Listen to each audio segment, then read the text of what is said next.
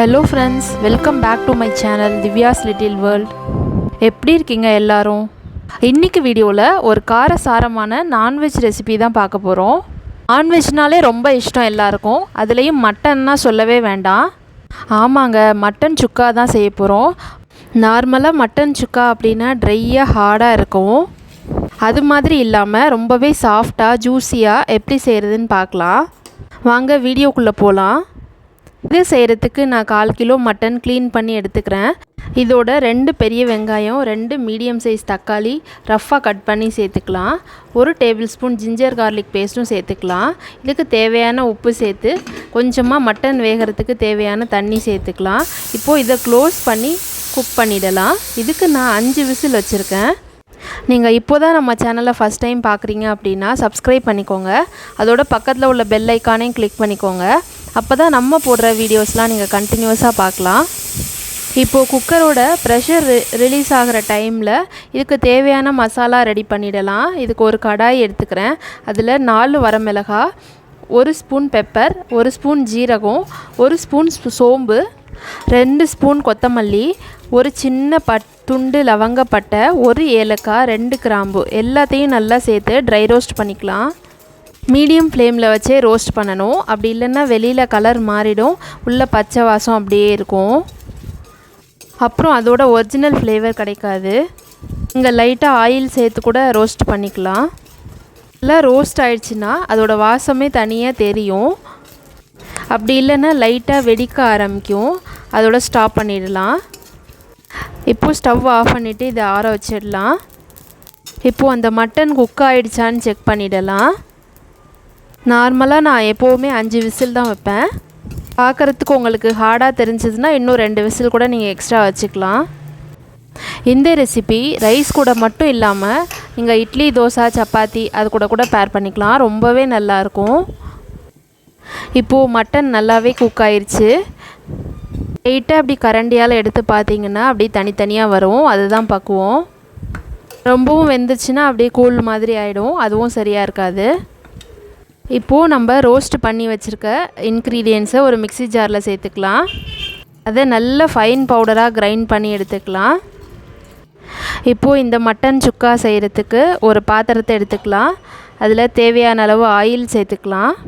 Roast மாதிரி செய்கிறதுனால நான் கொஞ்சம் எண்ணெய் எக்ஸ்ட்ராவே சேர்த்துக்கிறேன். உங்களுக்கு வேண்டாம் அப்படின்னா நீங்கள் கம்மியாக சேர்த்துக்கலாம். இப்போது ஆயில் சூடானதும் ஹோல் கரம் ஸ்பைசஸ் எல்லாத்தையும் சேர்த்துக்கலாம். அது எல்லாமே பொரிஞ்சதும் நெக்ஸ்ட்டு கருவேப்பிலை சேர்த்துக்கலாம். கருவேப்பிலை நல்லா வெடிக்க ஆரம்பித்ததுக்கப்புறம் ஃபைனாக சாப் பண்ணி வச்சுருக்க ஆனியன் 1 சேர்த்துக்கலாம். ஏற்கனவே 2 பாயில் பண்ணுறப்போ சேர்த்துருக்கிறதுனால இப்போ 1 ஆனியனே போதுமானது. இப்போது ஆனியனை நல்லா வதக்கிக்கலாம். ரொம்ப ப்ரௌன் ஆகணும்னு அவசியம் இல்லை. இந்த கண்ணாடி பதம் அப்படின்னு சொல்லுவாங்களே, அந்தளவு வதங்கினா போதும். இப்போது ஆனியன் நல்லா வதங்கினதுக்கப்புறம் 1 tablespoon ginger garlic paste சேர்த்துக்கலாம். மட்டன் குக் பண்ணுறப்பவே 1 ஸ்பூன் சேர்த்ததுனால இப்போது 1 ஸ்பூன் அளவு போதும். நான் 1 ஸ்பூனுக்கு அப்புறம் இன்னும் கொஞ்சோண்டு சேர்த்துக்கிறேன் எக்ஸ்ட்ராவாக. இப்போ அதையும் சேர்த்து நல்லா வதக்கிக்கலாம். இஞ்சி பூண்டோட ரா ஸ்மெல் போகிற வரைக்கும் நல்லா சேர்த்து வதக்கிக்கணும். இது நல்லா வதங்கினதுக்கப்புறம் 1 தக்காளியை நல்லா ஃபைனாக சாப் பண்ணி இதோட சேர்த்துக்கலாம். அதையும் சேர்த்து நல்லா வதக்கிக்கலாம். தக்காளி நல்லா மேஷ் ஆகி வர்ற வரைக்கும் வதக்கணும். மீடியம் ஃப்ளேம்லேயே வச்சு வதக்கிறப்போ தான் நல்லா அடி பிடிக்காமல் நல்லா கரெக்டாக இருக்கும்.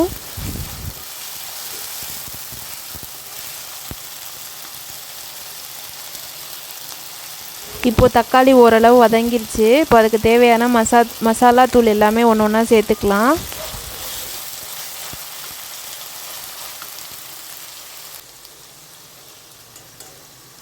என்னென்னு பார்த்தீங்கன்னா 1 ஸ்பூன் மிளகாய்த்தூள், 1/2 ஸ்பூன் மஞ்சத்தூள், 1/2 ஸ்பூன் கரம் மசாலா, 1/2 ஸ்பூன் மல்லித்தூள் இதான் நான் சேர்த்துருக்கேன். நீங்கள் காரத்துக்கு தேவையாக இன்னும் வேணும்னா எக்ஸ்ட்ராவாக சேர்த்துக்கலாம். இப்போது இது எல்லாத்தையும் சேர்த்து அதோட ரா ஸ்மெல் போகிற வரைக்கும் நல்லா வதக்கிக்கலாம். தேவையான அளவு உப்பு சேர்த்துக்கலாம். ஆல்ரெடி மட்டன் குக் பண்ணுறப்பவே கொஞ்சம் சேர்த்தாச்சு, அதனால் பார்த்து சேர்த்துக்கணும். இப்போது மசாலா தூள் எல்லாமே சேர்த்ததுனால லைட்டாக அடி பிடிக்கிற மாதிரி இருக்கும். ஓரளவு நல்லா வதக்கிட்டு இப்போது வேக வச்சுருக்க மட்டனை அதோட சேர்த்து நல்லா மிக்ஸ் பண்ணிக்கலாம். இப்போது இதில் நிறையவே வாட்டர் இருக்குது, அது எல்லாமே ட்ரை ஆகி வர வரைக்கும் அப்படியே வெயிட் பண்ணணும். ஸ்டார்டிங்லேயே கொஞ்சமாக கூட தண்ணி சேர்த்துக்கலாம். இப்போது ஓரளவு நல்லாவே ட்ரை ஆகிடுச்சு. இதில் நம்ம ஆல்ரெடி ரெடி பண்ணி வச்சுருக்க அந்த பவுடரை சேர்த்துக்கலாம். சேர்த்து நல்லா மிக்ஸ் பண்ணி விட்டுடலாம். அந்த பவுடர் சேர்த்து கலந்து விட்டதுக்கப்புறம் கொஞ்ச நேரம் அப்படியே பரட்டிகிட்டே இருக்கணும். கொஞ்ச நேரத்தில் பார்த்திங்கன்னா அப்படியே எண்ணெய் பிரிஞ்சு வெளியில் வந்துடும். அதுதான் கரெக்டான பக்குவம். இப்போது ஆல்மோஸ்ட் ரெடி ஆகிடுச்சு. இன்னும் கொஞ்ச நேரம் மட்டும் அப்படியே வச்சுருக்கலாம். பாருங்கள், பார்த்தாலே தெரியும் நல்லாவே எண்ணெயெல்லாம் பிரிஞ்சு வெளியில் வந்துருச்சு. இப்போது பொடியாக கட் பண்ணி வச்சுருக்க கொத்தமல்லி தழை இருந்துச்சுன்னா போட்டு இறக்கிடலாம். என்கிட்ட இல்லாததுனால நான் சேர்த்துக்கல. பாருங்கள், மட்டன் எல்லாம் எப்படி வெந்து மசாலாவோடு சேர்ந்து ரொம்பவே சூப்பராக இருக்குது.